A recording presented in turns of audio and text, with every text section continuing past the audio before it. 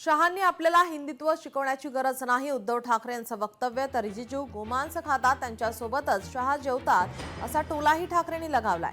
हिंदुत्व सोडणाऱ्यांनी हिंदुत्व शिकवू नये असा पलटवार एकनाथ शिंदे यांनी लगावला आहे.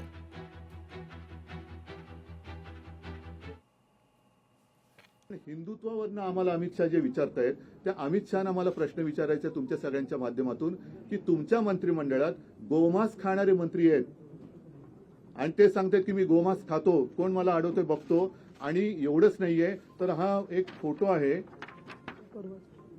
9 डिसेंबरचा, तो ते जे मंत्री आहेत मी गोमांस खातो कोण मला अडवतोय, त्यांचं नाव आहे किरण रिजिजू.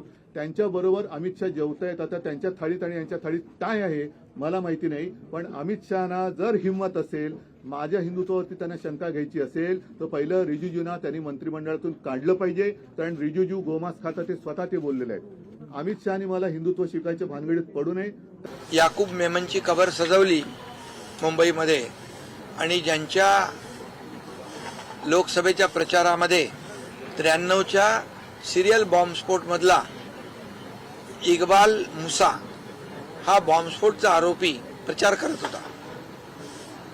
त्यांना हिंदुत्व शिकवण्याची आणि हिंदुत्व सांगण्याची नैतिकता आहे का?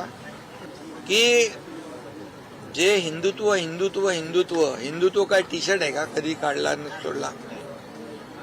आता हिंदुत्वाच्या बद्दल गप्पा मारायच्या आणि अशा जस्टिस स्वामीनाथन साहेबांच्यावर इम्पिचमेंट आणायची, हे कुठलं दुटप्पी धोरण? लोकशाही मराठी ऐका, पहा, जागरूक रहा.